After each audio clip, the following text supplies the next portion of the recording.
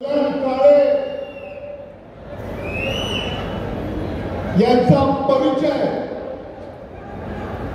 महाविकास आघाडीचे ते नेते आहेतच, काँग्रेसचे ते उमेदवार आहेतच, पण कल्याण काळे यांचा मूळ परिचय जो कल्याण काळे यांचा आहे तो आदरणीय विलासराव देशमुख साहेबांचा कार्यकर्ता.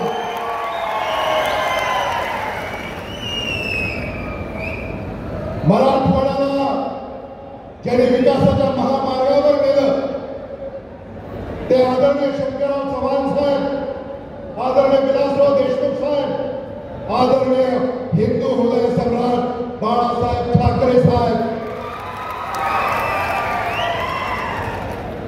या नेत्यांना खऱ्या अर्थानं श्रद्धांजली व्हायची असेल तर आपल्याला कल्याण काळे यांना प्रचंड अशा बहुमताने निवडून द्यावं लागेल. भारतीय जनता पक्षाच्या उमेदवाराबाबत मी भाष्य करणार नाही. एवढी वर्ष ते इथे लोकप्रतिनिधित्व करतायत,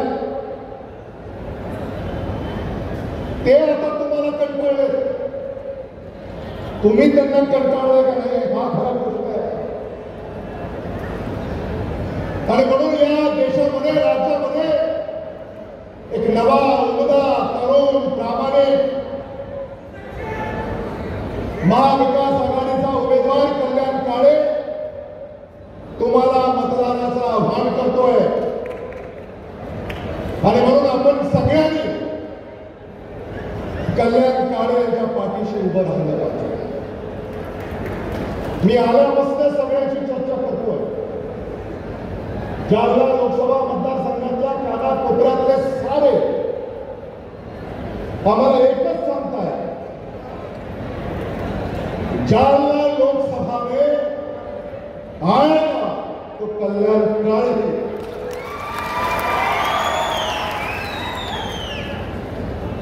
कैलाश गोरेंटल आप पीछे खड़े हैं कल्याण काळे के, और जालना शहर में तो लोग यही कह रहे हैं नीचे कैलाश ऊपर कल्याण. ये चर्चा है जालना में.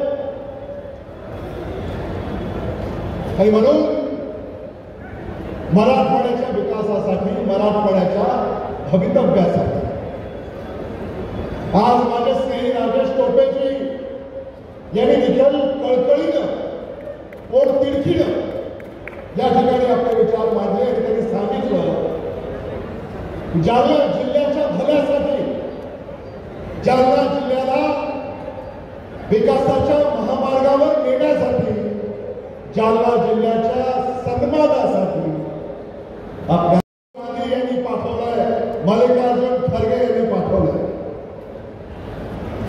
इंडिया आघाडीचं सरकार भारतामध्ये सत्तेवर येईल आता कोणाच्या मनामध्ये शंका नाही आहे.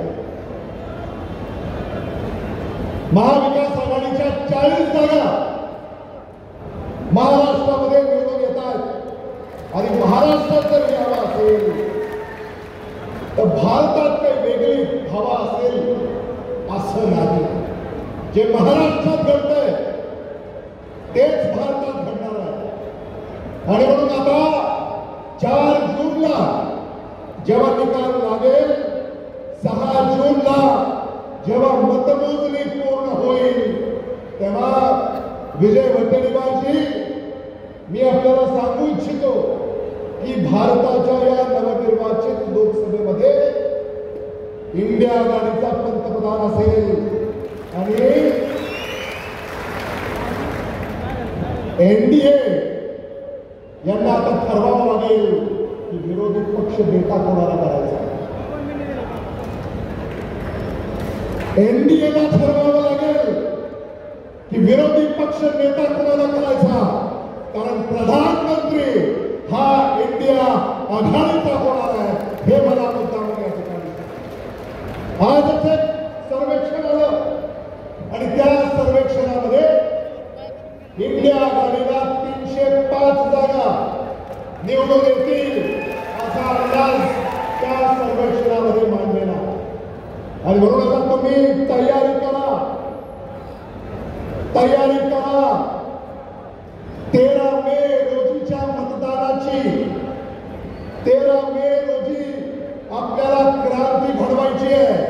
13 मे रोजी आपल्याला इतिहास रचायचा आहे आणि तो इतिहास रचण्यासाठी तुम्ही सारे सज्ज राहा.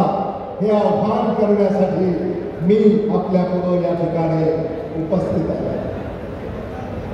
आज खरंच कल्याण काळे आपल्या सगळ्यांच्या मध्ये उपस्थित राहून मला मनस्वी आनंद होतो.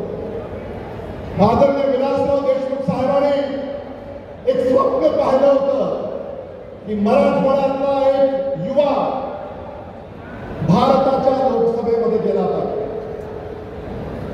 ते स्वप्न कल्याण काळे यांच्या रूपामध्ये त्यांनी पाहिलं होतं.